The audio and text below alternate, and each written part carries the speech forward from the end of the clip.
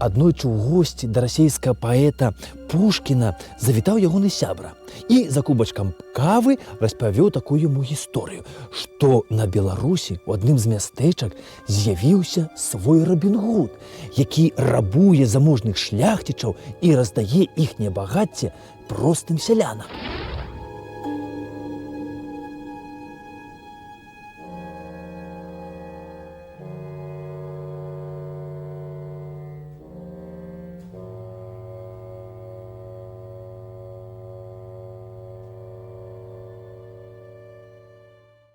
Дык што ж гэта за такая цікавая гісторыя адбылася ў нас на Беларусі, што натхніла Александра Сергеевича Пушкіна да напісання рамана «Дуброўскі».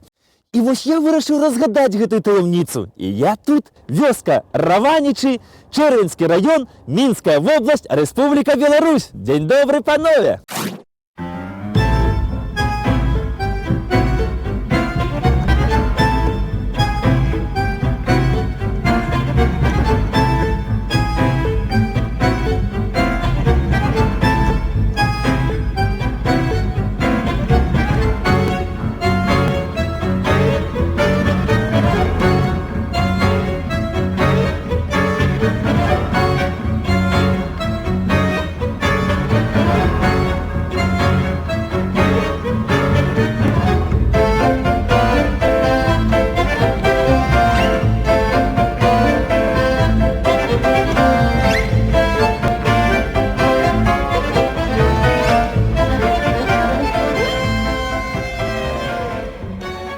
Старые люди рассказывают, что назова Раванічы походит от слова «ру», что калісьці даўным-даўно тут были вялізныя рвы, что на конях нават цяжка і было праехаць.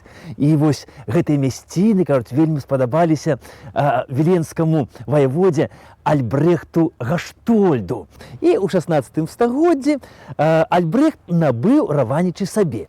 І сялян раванічскіх прыпісаў да сваёй галоўнай рэзідэнцыі Гаштольдаў, што была ў Геранёнах. А пасля, падумаўшы, што Геранён як бы далёка ад Раваніч, і таму Раванічы перапісаў да радашковічскай рэзідэнцыі Гаштольдаў. Энцыклапедычная даведка. Альбрехт Гаштольд, прадстаўнік магнацкага роду гербу Абданг. У 14 стагоддзі займаў высокія дзяржаўныя пасады ў Вялікім княстве Літоўскім. З 1522 года канцлер Вялікага княства Літоўскага. Удзельнічаў у падрыхтоўцы статута Вялікага княства Літоўскага 1529 года. Па яго ініцыятыве у статут былі ўведзены прававыя нормы, паводле якіх чужынцы не мелі права займаць у Вялікім княстве Літоўскім пасады і набываць нерухомасць.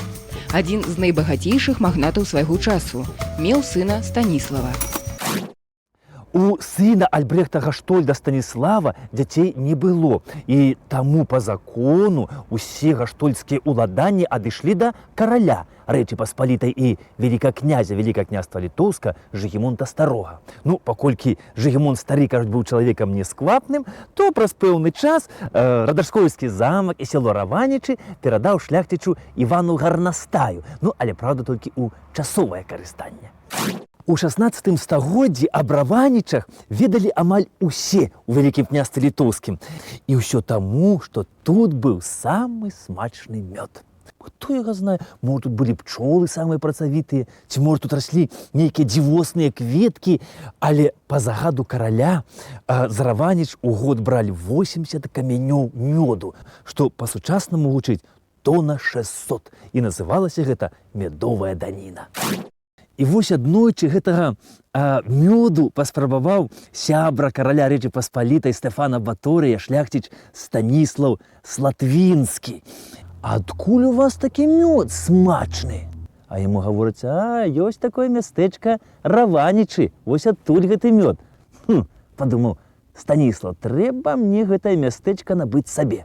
Але вось набыць ён яго чамусьці не набыў. Але ўсё ж такі напрыканцы 18 стагоддзя Раванічамі пачалі валодаць слатвінскія, а набыў Раванічы прапраўнук Станіслава Антоній Слатвінскі.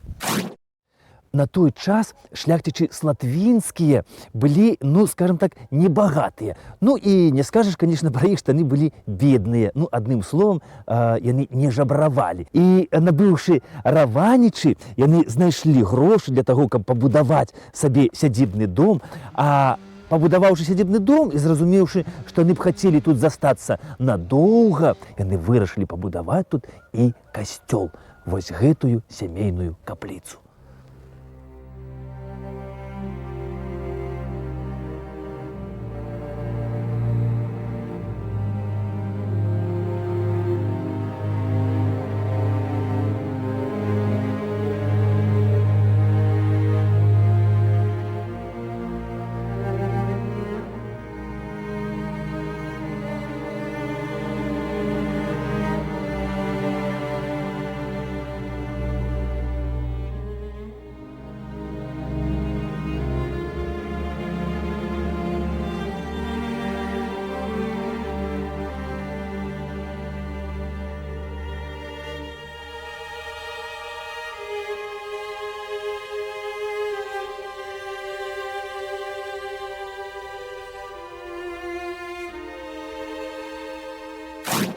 Касцёл святого Антонія, радавая капліца шляхцічаў слатвінскіх, калі сюды прыйшла савецкая ўлада, касцёл быў ператвораны ў калгасны склад.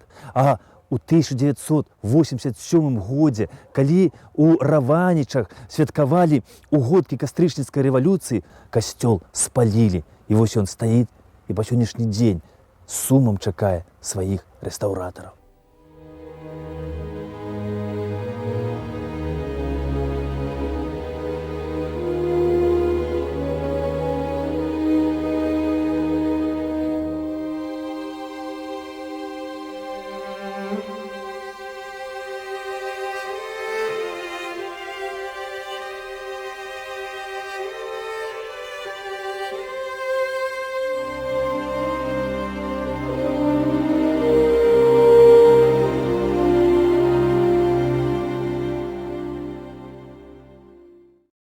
Гэтая гісторыя здарылася на пачатку 19 стагоддзя. Аднойчы да пана Антонія Слатвінскага прыйшоў вельмі добрасумленны селянін і расказаў яму, што ён на беразе рэчкі Уша знайшоў бочку з золатам. А паколькі гэтая зямля ля Ушы належыць пану Слатвінскаму, значыць, і бочка з золата належыць яму. І вось пан Слатвінскі выслухаў селяніна і падумаў: «О, няўжо гэта тое самае золата, якое пакінуў Напалеон пры адступленні?» Энцыклапедычная даведка. Напалеонаўскі скарб. Багацці, прыхопленыя французскім імператарам Напалеонам Банапартам падчас уцёкаў з Масквы ў 1812 годзе. Акрамя бочак з золатам з Масквы былі вывезены старажытная зброя, аклады з абразаў, часткова пераплаўленыя, упрыгожванні крамля і крыж са званіцы Івана Вялікага. Месцазнаходжанне скарбу да гэтага часу невядома. І вось Антоній Слатвінскі хуценька апрануўся і разам з гэтым селянінам пабег да рэчкі і ўбачыў, што там сапраўды ляжыць бочка з золатам. Селянін не падмануў, і за гэта ён яго, вядома, шчыра аддзячыў. Кажуць, даў адну ці то дзве залатыя манеты. Праўда, узяўшы з таго слова, што ён аб гэтым выпадку нікому не раскажа. І вось пасля гэтага выпадку пана Антонія быццам падмянілі. Калі раней ён за сябе запрашаў у госці ўсіх суседзяў, і багатых, і бедных, дзяліўся з імі апошняю капейкаю, то цяпер ён пачаў выбіраць, каго запрашаць, а каго не. Запрашаў выключна толькі багатых суседзяў, а свайго бліжэйшага суседа, лепшага сябра пана Астроўскага, то толькі для таго, каб павыхваляцца перад ім сваім багаццем. Астроўскі, як шчыры сябра, казаў Слатвінскаму, што: «Слухай, Антоній, ну кім ты стаў? Ты ж гэтыя грошы не зарабіў сам. Ты ж знайшоў гэтае золата. Ну застанься ты чалавекам, будзь самім сабой, ну што ты...» І вось гэта пакрыўдзіла Слатвінскага. Ён затаіў крыўду на Астроўскага. І за тое, што Астроўскі быў яму вінны невялікую суму грошай, ён цішком падаў на яго ў суд і выйграў справу. Прыгавор суда, кажуць, быў вельмі жорсткім. Усе землі пана Астроўскага павінны былі адайсці да Антонія Слатвінскага.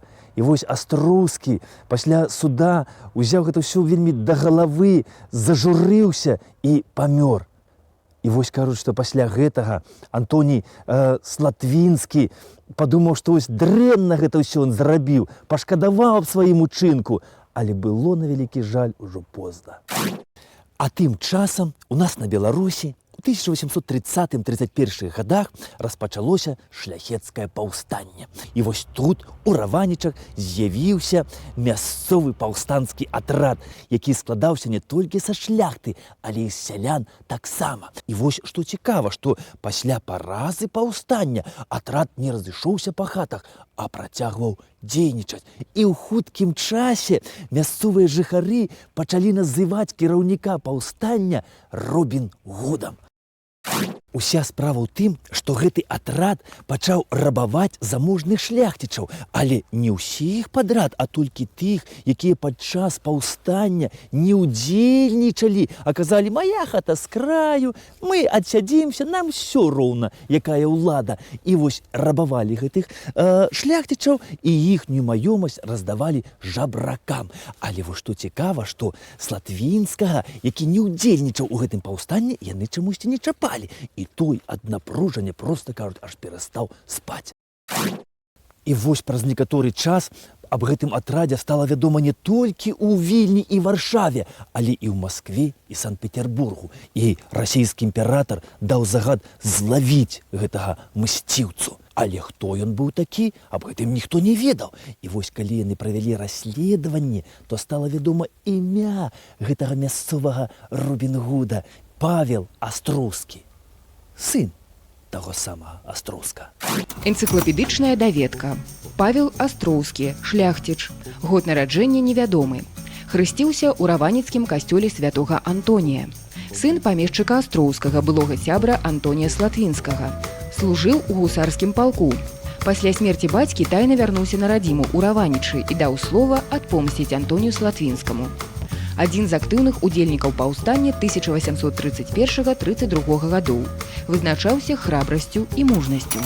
І вось цяпер, калі царскім уладам стала вядома імя беларускага Робін Гуда, то ім было лягчэй цяпер яго злавіць. І ў хуткім часе Павел Астроўскі патрапіў у палон.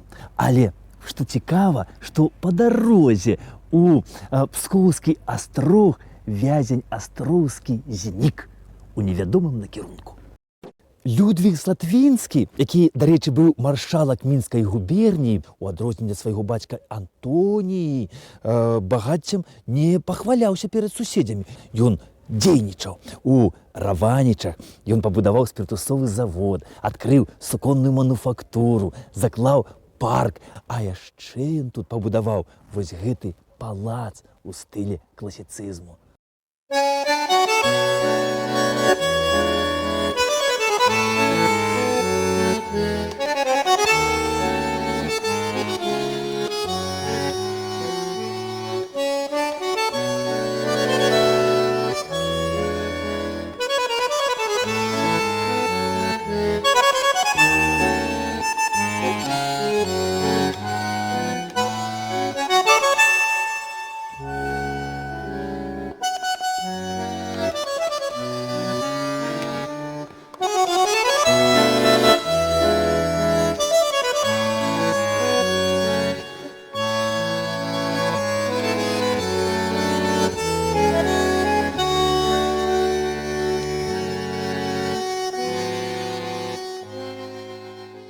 І вось калі ў Раванічы да Людвіга Слатвінска прыязджалі шматлікія госці і падымаліся па гэтай лесвіцы ў палац, і калі яны туды патраплялі, то проста здзіўляліся ад убачанага, таму што столь была ўпрыгожана ляпнінаю, стаяла венецыянская мэбля, саксонскі фарфор, сцены былі ўпрыгожаныя фамільнымі партрэтамі, старажытнаю зброяю. А яшчэ у гэтым палацы знаходзілася вялізная бібліятэка, у якой захоўваўся архіў міншчыны, складзены, дарэчы, самім Людвігам Слатвінскім. А вось гэты парк, які заклаў Людвіг Слатвінскі, з'яўляўся адным з лепшых паркаў Беларусі. У ім расло больш за 60 відаў рэдкіх дрэў, сярод якіх рос белы дуб. А побач з сажалкаю былі пабудаваныя вялізныя аранжарэі, у якіх раслі шматлікія расліны, сярод якіх была і чорная архідэя. Пасля Людвіга раванічы перайшлі да яго на сына Гвідона. Гвідон працягваў справу бацькі, ён займаўся бізнесам. А пасля у гэтым палацы жыў унук Людвіга Юзеф. Юзеф у Раванічах адкрыў паштовае аддзяленне. А загінуў ён у маладым узросце падчас бамбёжкі ў Мінску ў 1914 годзе, а пахавалі яго ў іхнім радавым склепе ў Раванічах. І вось гэтая гісторыя, кажуць, натхніла Александра Пушкіна, што ён за 3 месяцы напісаў раман «Дуброўскі». Кажуць, спачатку ён яго так і назваў «Астроўскі», але потым перадумаў. Пушкін дадаў у гісторыю Астроўска шмат свайго. Напрыклад, прыдумаў гісторыю кахання галоўнага героя з дачкой свайго ворага. А дачкі вось у Слатвінскага не было, толькі сын Людвіг, які зрэшты і стаў наступным уладальнікам Раванічаў. А што да беларускага Робін Гуда Паўла Астроўскага, то ён, кажуць, збегшы з астрогу, не уцёк кудысьці за мяжу, як некаторыя, а застаўся на роднай бацькаўшчыне, і яго нашчадкі жывуць тут і па сённяшні дзень. І хто ведае, можа і з яго нашчадкаў хто натхніць паэтаў і пісьменнікаў да напісання вялікага твору. Да пабачэння!